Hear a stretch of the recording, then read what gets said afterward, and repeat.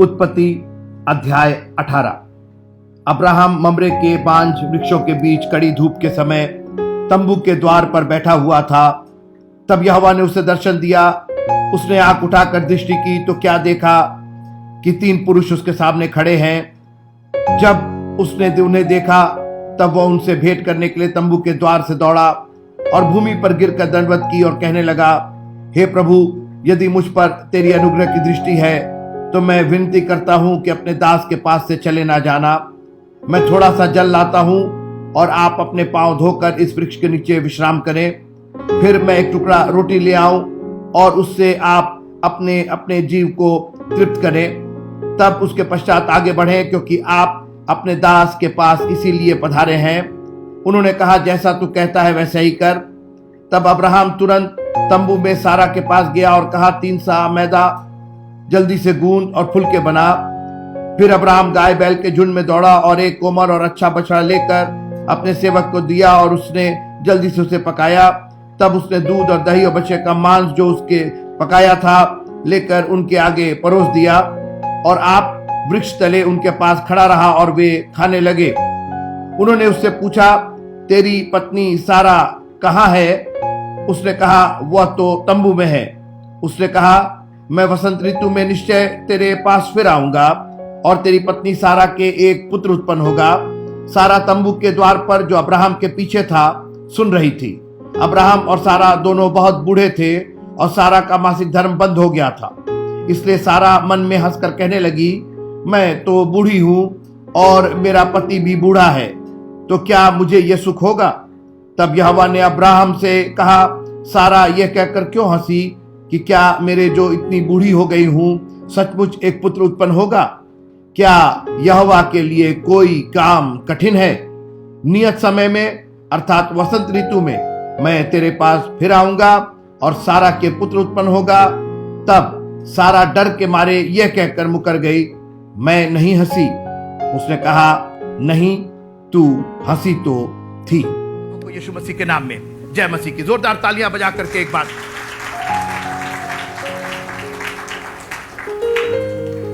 उत्पत्ति किताब हम शुरू करना चाहते हैं उल्टे से शुरू करके सीधे पर आएंगे। 18वां अध्याय और उसकी 12वीं आयत। सो सारा मन में हंसकर कहने लगी, हंसो हंसो खूब हंसो खूब हंसो। हम इसी पे बोल रहे थे ना अभी, हंसो खूब हंसो। मतलब भैया इतना मैंने कहा ना, 12वां अध्याय, 13वां अध्याय, 14वां अध्याय, 15वां अध्याय, 16वां अध्याय, 17वां अध्याय और इवन 18वां अध्याय, प्रभु अपनी प्रतिज्ञा को बार बार दोहरा रहा है। और ये क्या कर रही है? हंस रही। मैं यहां से शुरू कर रहा हूं, यहां से आपको पीछे लेकर के जाएंगे। और उसकी वजह यह थी कि आखिरी बॉल पर यह सोच रहे थे कि हम तो जीत गए, कि अब क्या हो सकता है, अब कुछ नहीं हो सकता। मैंने कहा, it's not over until it's over.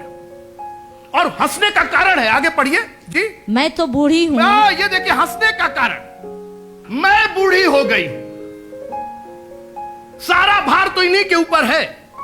यही हम आपके दिमाग से निकालना चाहते हैं कि व्हेन गॉड टेक्स ओवर, जब प्रभु आपके जीवन में काम करता है तो ये अपना अपना करना बंद कर दीजिए। मैं बूढ़ी हो गई हूं, मैं बूढ़ी हो गई तो ये बुढ़ा गए हैं।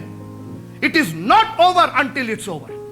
तुम अभी केवल बूढ़ी हुई हो, उसने तो 4 दिन के मुर्दे को जिंदगी देकर के बाहर बुलाया। अभी मरी नहीं हो सारा, तुम मरी नहीं हो। मरती तो फिर भी एक तो बात होती, कुछ कहा जा सकता था। अभी you are not dead yet, तुम केवल बूढ़ी तो हुई हो। तुम्हारे हिसाब से, तुम्हारे कैलकुलेशन से यू कैन नॉट कंसीव, तुमको बेबी नहीं हो सकता। ये तुम्हारी अपनी सोच है। तो तुम्हारी सोच में दमे कितना है? तुम्हारी सोच तो थी, इतना गलत सलत करके रख दी। मैं इस्माइल की बात कर रहा हूं, आप मेरे साथ है ना?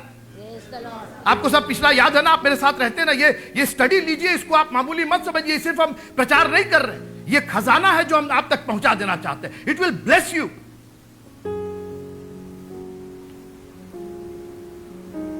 हंसो खूब हंसो। आगे पढ़िएगा। मैं तो बूढ़ी हूं और मेरा पति भी बूढ़ा है। आप सुनिए, खुदा का कोई जिक्र नहीं हो रहा इसके अंदर। सब चीज तो हम ही लोग करेंगे, हम ही। मैं बूढ़ी, ये बूढ़े, हमारे पास कोई रिसोर्सेज नहीं, हम कैसे? परमेश्वर की आशीष आप पर डिपेंडेंट नहीं है। जैसा हमने 17वें अध्याय में कहा था। और 99 अब्राहम कितने साल का? 99 वर्ष का हो गया, तब परमेश्वर ने उसको दर्शन दिया और कहा कि मैं सर्वशक्तिमान परमेश्वर हूं। तुम्हारे 99 और 999 होने पर मेरे सर्वशक्तिमान होने पर कोई असर नहीं।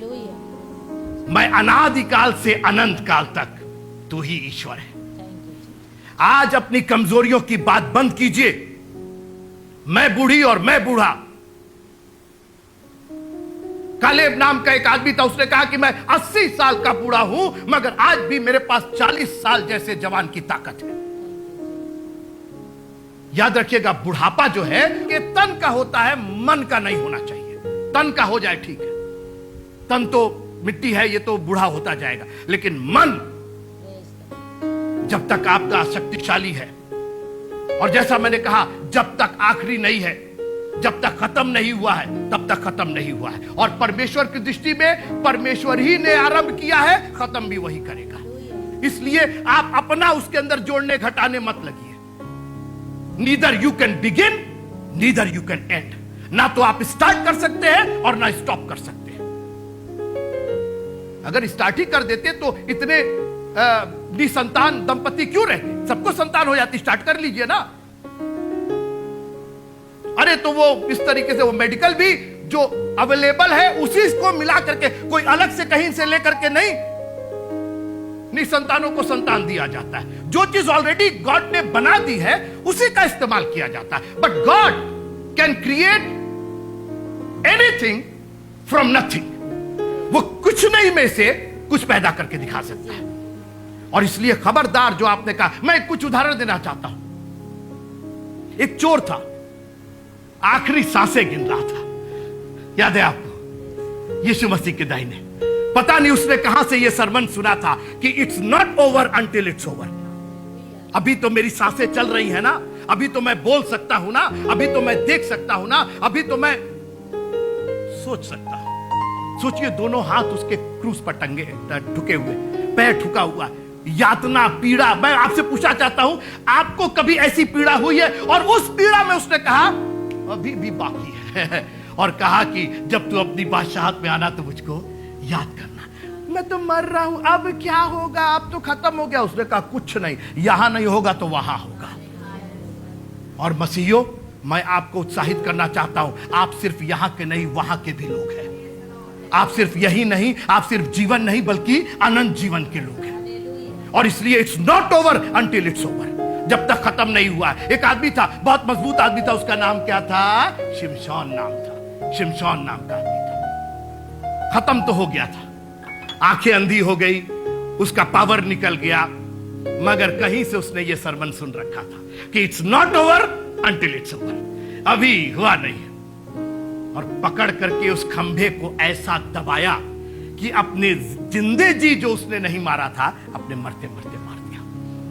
और आज मैं आपको उत्साहित करना चाहता हूं, खबरदार, जो आपने कहा अब क्या होगा, अब क्या, ये सब बिल्कुल बंद कर दीजिए। क्योंकि शैतान तो खोज ही रहा है कि आप कहें अब क्या हो सकता, अब क्या हो सकता है। आप कहिए जब तक हमारा प्रभु जिंदा है अभी बहुत कुछ हो सकता है। हालेलुया। क्योंकि उसके तुरंत बाद परमेश्वर ने उंगली रखी उसके हंसने पर। तब यहोवा ने अब्राहम से कहा, सारा ये कहकर क्यों हंसी कि क्या मेरे जो इतनी बूढ़ी हो गई हूं, सचमुच एक पुत्र उत्पन्न होगा? तुम्हारे बुढ़ापे, एक मिनट, कोई है मेरे साथ? Praise the Lord.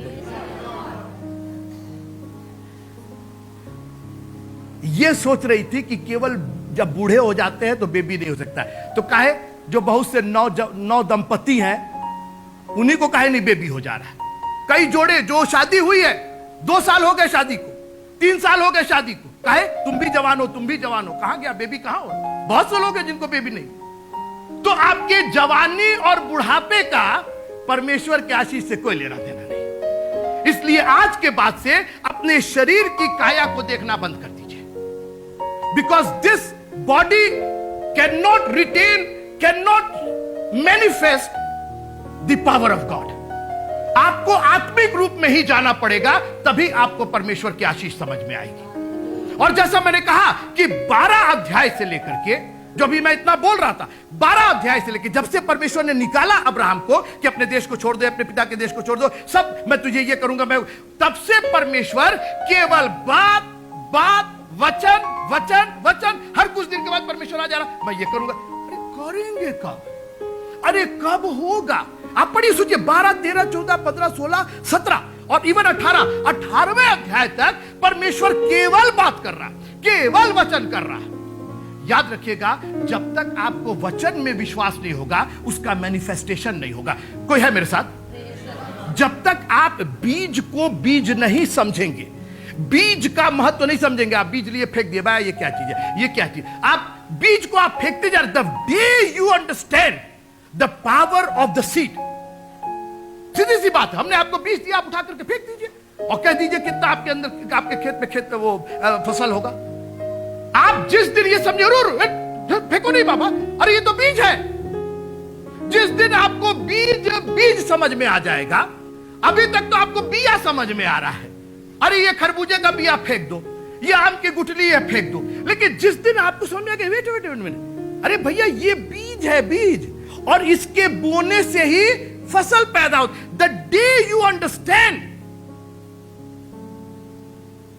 एक बच्चा है, उसको आप बीज दे दीजिए, गेहूं का बीज दे दिए किसी का, वो बच्चा जब तक है क्या जान रहा है, उसके लिए वो चीज केवल खेलने की एक चीज है, खेल रहा है, उस बीज से खेल रहा है। No harvest is coming because he doesn't understand the power of that seed. और हम और आप इनको केवल कहानी के समान पढ़ते हैं, संडे स्कूल की कहानी, इनकी कहानी, उनकी कहानी, और हम लोग खेल रहे हैं, बीज से खेल रहे हैं, वी डोंट अंडरस्टैंड। लेकिन वही बीज जब एक किसान, अरे बाबा ये भैया ये कहां से पाए, ये कहां, अभी मैं यूएस से वो लेकर के आया, खीरे का बीज लेकर के आया, खीरे का बीज लेकर, और मैं, मेरे एक फ्रेंड है, वो मंगवाए थे, तो हमने उनको दिया, कह रहे अरे भैया, अरे गजब का, वो लगे उसका पढ़ने, उसमें क्या क्या जो लिखा था, वो ये, वो कह रही ये तो देखिए, वो कहे भैया ये हमको दे दीजिए, हमको दे दीजिए, because he understand the power of that. जो बीज क्या, जो उसका क्यूकम्बर, खीरे का बीज क्या, छोटा छोटा बीज, हमारे लिए कुछ नहीं, क्या है तो भैया क्या फेंको इसको, नहीं, क्या बोल रहे हैं, अरे पूरा उगेगा, फेंकिए नहीं, दे दीजिए हमको, अरे फेंक दीजिए, फेंक, हम तो फेंक दे रहे हैं। लेकिन उनको उसका पावर समझ में आ गया, महीन महीन बीज, छोटा छोटा, अरे भैया आप फिर फेंके ना, हम आपको खिला खिला कर दिखाएंगे इसमें, because he understand the power of the seed.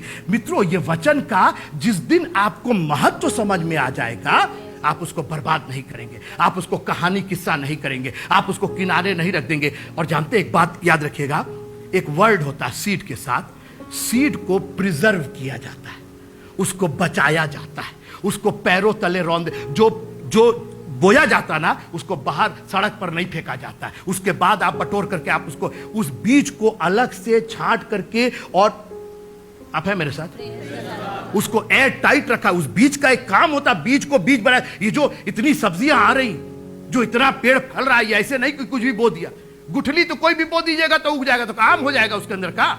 हम लोग छोटे थे तो गुठली बोते थे और हो जाता था, और उसके बाद 2 या 3 महीना में वो खत्म हो जाता था। अरे आम बोने के लिए उसका पूरा एक तरीका, ऐसे नहीं होता है, वो कुछ भी बो देने से नहीं होगा। कुछ भी पढ़ लिए, कुछ भी समझ लिए। मित्रों, ये वही मैं क्या कह रहा हूं कि 12वें अध्याय से लेकर के 18वें अध्याय तक परमेश्वर अब्राहम और सारा को उस बीज का महत्व समझाना चाह रहा था। परमेश्वर ने कहा एग्जीक्यूशन तो हम कर ही देंगे इसका, ये बीज बोया जाएगा, उसके बाद तुम्हारा, आप थोड़ा सा मेरे साथ प्रेज़ द लॉर्ड बोलिए। बीज बोने के बाद आपका काम नहीं रह जाता है, फिर तो ग्राउंड और बीज का काम रह जाता है। फिर ग्राउंड में क्या होता है, उसमें आप कोचा कोची मत कीजिए, वो छोड़ दीजिए उसको। लेकिन बोने तक तो आपका काम रहता है ना। आपको समझना पड़ेगा कि आपको क्या हार्वेस्ट चाहिए, क्या आपको फसल चाहिए और कौन सा बीज आप बो रहे। पहले ये तय कर लीजिए, जब ये तय हो जाएगा तो उगना तो हो ही जाएगा। और वही परमेश्वर 12वें अध्याय से 18वें अध्याय तक अब्राहम को, सारा को बार बार समझा रहा था, अब्राहम मेरी बात को तुम हल्का मत समझो बाबू, क्योंकि जब मेरी बात का एग्जीक्यूशन होगा ना तो समाने की जगह नहीं होगी तुम्हारे पास। जब मेरी आशीषें, कोई है मेरे साथ, जब मेरी आशीषों, और समाने की बात कर रहे, आज ना अब्राहम है ना सारा है। ये देखिए यहां पर, ये देखिए अब्राहम की आशीष हजारों साल से आज तक चली आ रही है, समाने की जगह नहीं हो रही है। मित्रों बता रहे हैं, जो लोग कैलकुलेट कर रहे हैं, बोले एक दिन दुनिया में इतने लोग हो जाएंगे कि दुनिया छोटी हो जाएगी, लोग बढ़ जाएंगे। तो लोग चांद पर जा रहे हैं, कहां रहने की बात करें। मैं क्या कहना चाह रहा हूं, खुदावंद पहले अपने वचन में आपको जड़ पकड़वा देना चाहता है। जिस दिन आप जड़ पकड़ लेंगे, कोई है मेरे साथ, हालेलुया। और याद रखिएगा, एक बीज नहीं उगा विनय भाई तो दूसरी बार सोना मत बोइएगा। आप सोचिए कि अरे बीज उगा नहीं, अब सोना बो देंगे। उगेगा तो बीज ही उगेगा। अगर एक बीज फेल हो गया तो इसका मतलब नहीं साहब अब तो मैं बीज बोता ही नहीं। क्यों भाई, वो तो फेल हो जाता, तो अब क्या बोते? जी प्लास्टिक बोते हैं। अब तो प्लास्टिक खरीद करके लाते वही बो देते। कितना कटता है, कितना निकलता, कहीं कुछ नहीं निकलता। नहीं, अगर आपको परमेश्वर के वचन के अलावा कहीं बरकत मिल रही है, कहीं अनंत जीवन की आशीष मिल रही है, तो आप जाकर के दिखाइए और मेरे को भी बताइए कि साहब वहां पर भी अनंत जीवन की आशीषें मिल रही है। मित्रों, उगेगा तो बीज ही उगेगा, और बीज परमेश्वर का कलाम है, परमेश्वर का वचन है। प्रभु का धन्यवाद कीजिए कि उसने बोरा भर भर करके हम लोग को बीज दिया।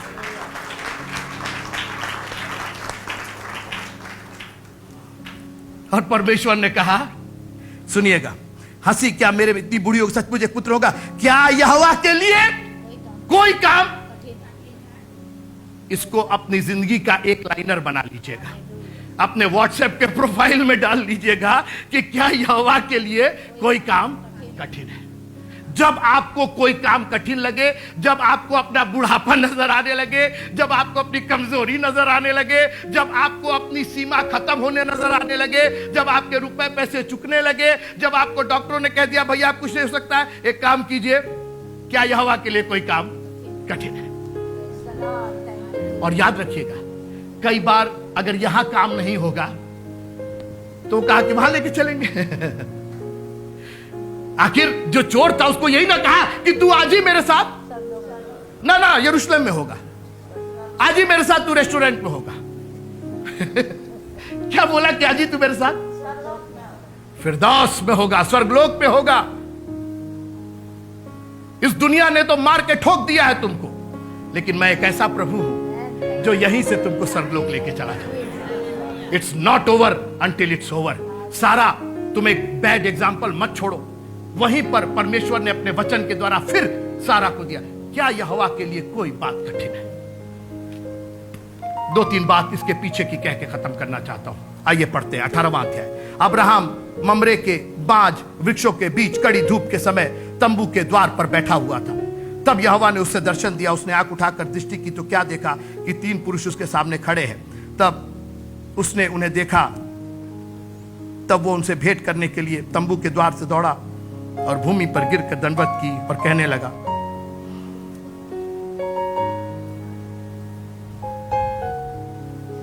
अब्राहम कोई मामूली आदमी नहीं था। सुनते रहिएगा, थोड़ी देर मेरे साथ रहिए। He was a rich man. उसकी एक बड़ी डायनेस्टी थी, उसका एक साम्राज्य था। He was a big man, very well known, प्रतिष्ठित था। हमने बात की तरह पिछले पहले, वो शिक्षा देता था, क्या क्या करता था, वो सब बात हो चुकी है। आप अब्राहम को मामूली मत समझिए। और अब ये जो अब्राहम है 18वां वाला, ये अब्राम नहीं है, ये अब्राहम है।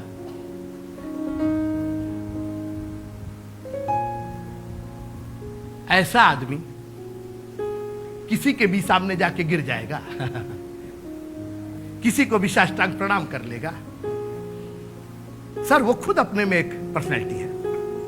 अब तो वो उसी के सामने झुकेगा जो उससे बड़ी पर्सनैलिटी होगी। देखिए, बात कितने सिंपल तरीके से लिखी गई है, लेकिन कितनी गहराई है कि अब्राहम ने किसी को नहीं देख लिया। जब उसने 3 पुरुष को देखा तो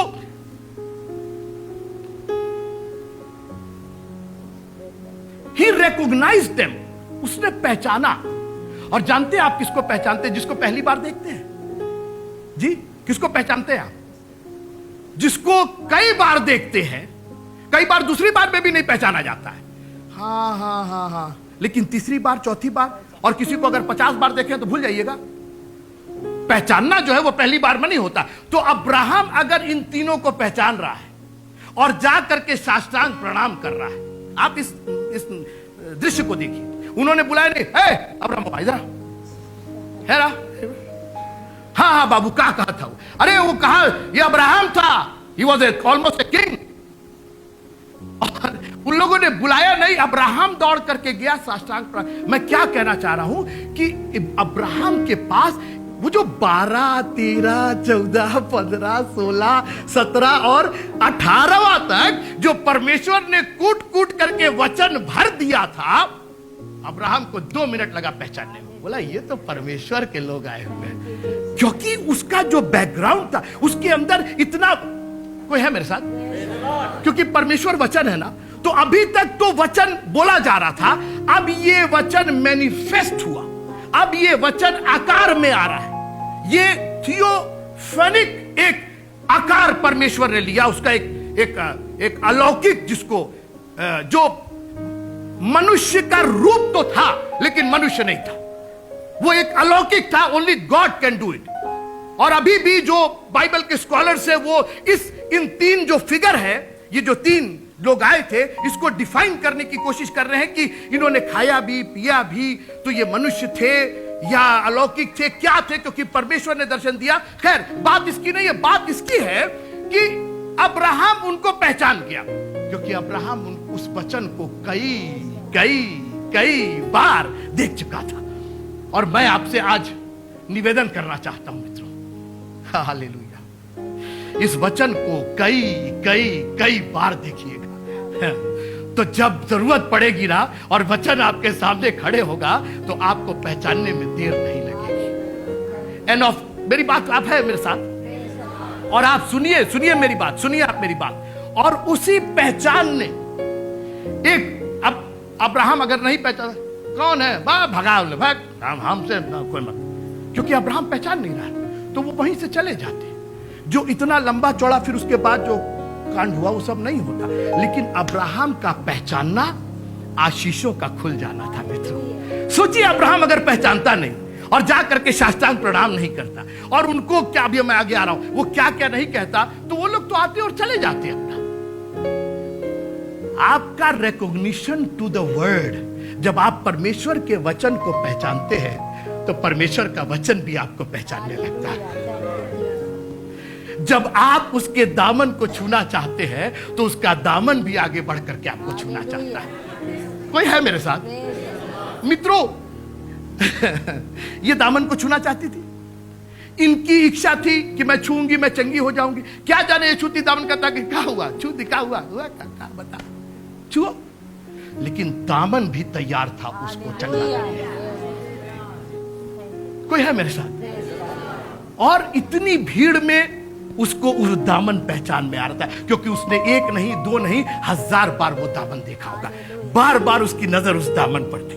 तभी तो उसने एक इतना बड़ा एक पूरा एक फिलॉसफी पैदा कर दी, अगर मैं उसके दामन, तो दामन तुम कब देख ली? अरे हम तो जब जाते हैं मीटिंग में दामन देखते हैं, उनका दामन, हमका चेहरा क्या देखे, दामन में ही इतनी ताकत है, उस प्रेज एंड वर्शिप में ही इतनी ताकत है। मैं सिर्फ उस प्रेज एंड वर्शिप में शामिल हो जाऊंगी, मेरी बीमारी दूर हो जाएगी। आप मेरी बात समझ रहे? She recognise the power in the hem of his garment. आप किसी आदमी का दामन क्या देख रहे हैं, हेम क्या देख रहे हैं? अरे उस आदमी को, अब मैं उनके चेहरे पर हाथ रख दूंगी और मैं उनके साथ सेल्फी ले लूंगी और ये नहीं। उसने कहा उस दामन में ही इतनी ताकत है। अभी चेहरे की तो बात छोड़ दीजिए, वो क्या गाना गाते हैं, तेरे चेहरे में है जो बात, तेरे चेहरे, उसके चेहरे तक आप कहां पहुंचे? अभी तो दामन को ही छू करके देखिए उसके। The fringe, the hem of his garment has so much power that he can bless you forever and ever. उसके एक बात में इतनी ताकत है। साष्टांग प्रणाम किया,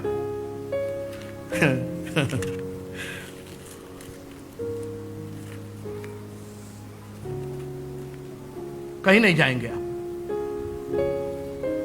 कहीं नहीं जाएंगे।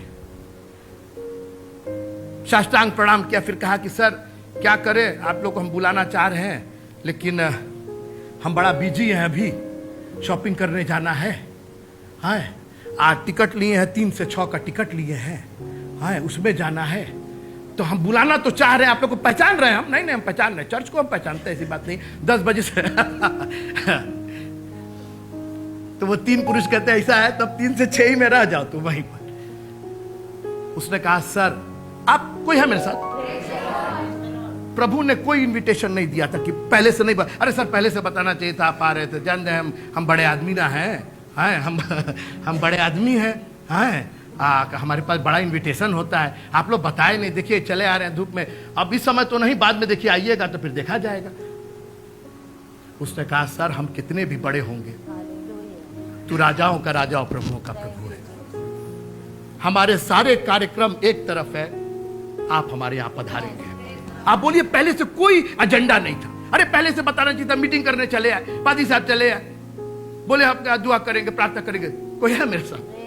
मित्रों ये बताइए, बीमारी आती है तो आपको पहले से बता करके आती है, दुख मुसीबत पहले से बता करके आते हैं, प्रॉब्लम्स आपको बता करके आती है, दरवाजे पर नॉक करके आती है? No. So when the problems can come uninvited, क्यों नहीं प्रभु आ सकता? और प्रभु ने तो कहा कि मैं तो द्वार पर खटखटा रहा। आप सुनते रहिए, एक एक बात की बात है ये। अब्राहम ने कहा सर कहीं नहीं जाएंगे आप, आज मेरे घर में आएंगे। और मैं आपको चैलेंज करना चाहता हूं, अपना घर खुदावंद के लोगों के लिए खोलिए, पवित्र आत्मा के लिए खोलिए, उसकी आराधना के लिए खोलिए, उसकी स्तुति के लिए खोलिए, क्योंकि उसी घर में बैठ करके उन्होंने वो बात कह दी जो आज तक हम लोग एंजॉय कर रहे हैं। अगर अब्राहम वहां पर चूक गया होता, अरे सर हो गया, जाने दीजिए, फिर कभी आइएगा, आज नहीं, और फला जैसे हम लोग करते हैं ना, आज चर्च नहीं आ पाए, ये था वो था, मतलब बाकी कार्यक्रम चर्च पर हावी हो जाते हैं। कहां? चर्च बाकी कार्यक्रम पर हावी होना चाहिए। बाकी को ये कहना चाहिए कि सर 10 से 12 तक छूइएगा मत हमको, उसके बाद जो कार्यक्रम कराना है करा लीजिए, जो फीता कटवाना है कटवा लीजिए, जो प्रोग्राम होगा करवा लीजिएगा, नॉट फ्रॉम 10 to 12। उस पर कोई चीज भारी नहीं होगी। और इसकी आशीष मित्रों, इसकी आशीष कहीं जाएगी नहीं। हालेलुया।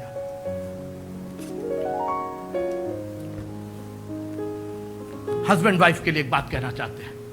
उन पाहुनों को ले गया, आधे हस्बैंड तो इसी से डरे रहते हैं कि अब जाके बोल देंगे तो कहेंगे आप ना किसी को भी उठा के लेके चले।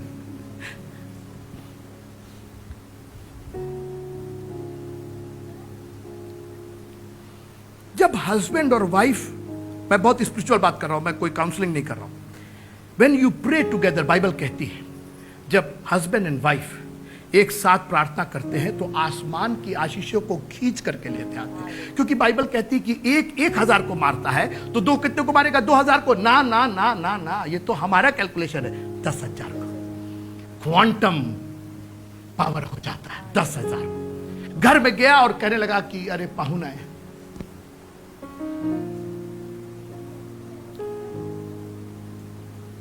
कुछ बना दिया जाए, बजाय कॉन्फ्लिक्ट करने के। ये कौन टाइम है, दोपहर हो रहा है, सब किचन बंद हो गया है, गैस बंद हो गई है, बस दुनिया की बातें हो सकती है। और बहनों आप बहुत से बहाने कर सकती हैं और करते भी हैं। थोड़ी देर मेरे साथ रहिए आप। लेकिन बाइबल कहती है पहुनाई करना ना भूलना, क्योंकि ऐसा करने में बहुतों ने स्वर्गदूतों की पहुनाई की है। आपके घर कोई आए बगैर खाए, इतना तो खुदा ने आपको दिया है। देखिए बहाने तो आप बहुत बना सकते हैं। नहीं है, अरे एक तो स्त्री थी, उसके पास थोड़ा सा आटा थोड़ा सा तेल था, उसने भी बहाना बनाया, लेकिन जब कहा गया कि बना कर ले आओ, वो लेकर के आई। वो स्त्री बहुत सी यहां पर बहती हुई बहनों के लिए एक आदर्श है। ये बहाना नहीं चलेगा कि है नहीं और था नहीं और ये नहीं। और मैं ये अपने लिए कह सकता हूं कि आज मेरे पास जो आशीष है वो मेरे मम्मी पापा की आशीष है। मेरे घर में जो बरकत है, खाने की जो बरकत है, खाने वाले से ज्यादा खाना है, वो मेरे मम्मी गांव में रहते थे, नहीं मिलता था मित्रों, कुछ नहीं मिलता था उस जमाने में। मेरी मम्मी लकड़ी, गीली लकड़ी पर चूल्हा जला जला करके, खैर उस वक्त वही था, वही उनके लिए ठीक था, बट शी नेवर मेड। मेरे पापा के कंधे से, जब मेरे पापा प्रीचर थे, बहुत से प्रीचर आते थे गांव देहात, ये वो हेन तेन, रात में 12 बजे 1 बजे, मतलब ऑड टाइम्स, एवरी टाइम।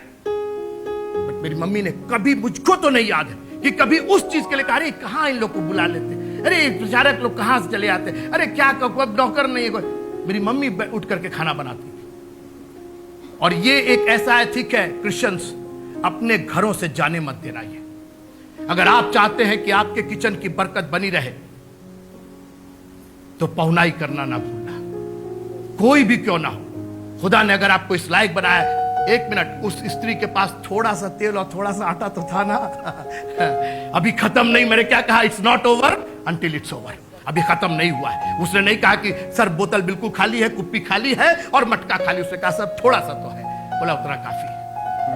पहुनाई करना, उसने पहुनाई की और वहीं बैठ करके खुदा ने इतनी बड़ी बात कह दी। क्या परमेश्वर के लिए, यहोवा के लिए कोई बात कठिन है? तुम अगर 2 रोटी मेरे को खिला सकते हो, मेरे लिए खड़े हो सकते हो, जिंदगी भर कभी अकाल नहीं होगा। अब्राहम की आशीषें आज तक हम लोग एंजॉय कर रहे हैं। ना वो रोटी घटी है और ना वो तेल घटा है आज तक। बोलिए आप, आज तक 2018 में वही आशीषें हम लोग एंजॉय कर रहे हैं, वही कहानी पढ़ रहे हैं, वही पढ़ रहे हैं जो उस वक्त हुआ, उसकी आशीषें आज तक चल रही है।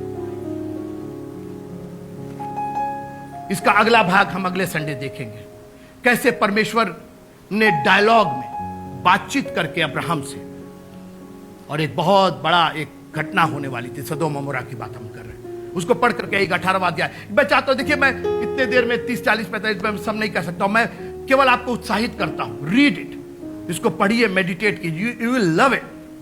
इतनी बरकत देगा ये, इस दुनिया के सारे ज्ञान से कहीं अलौकिक ज्ञान है। और जब आप इसके अंदर वेल वर्स्ड हो जाएंगे, आप इसके अंदर भर जाएंगे, इट विल ब्लेस यू। खुदा का यह अनुग्रह है जो उसने हमारे लिए दरवाजा खोल रखा है कि हम उसके वचन को सुन सके। अपनी आंखों को बंद कीजिएगा।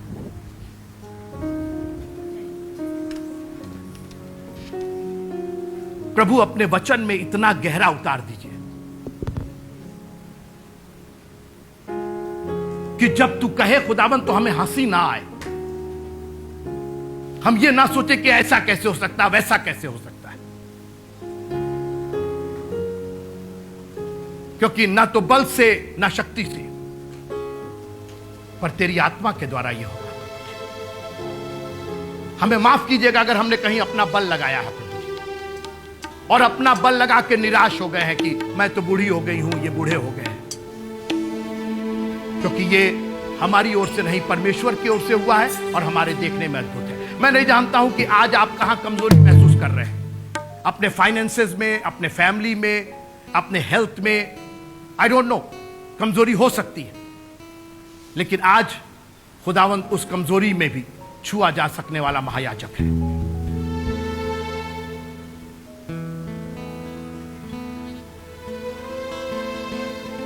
उस बोझ को खुदावंत दूर करेगा।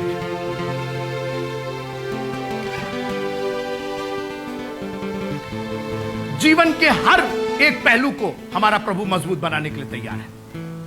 खबरदार जो आपने कभी कहा कि प्रभु ये नहीं हो सकता, हां यह जरूर है कि उसकी इच्छा के अनुसार मांगिएगा, और उसकी इच्छा के अनुसार मांगना यही है कि तेरी इच्छा पूरी हो जाए।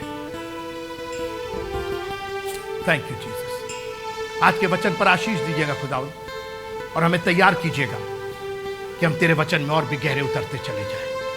पहुनाई करना ना भूले, तुझे पहचाने खुदावंद। Thank you Jesus. हालेलुया। यीशु मसीह के नाम से मांगते हैं, आमीन।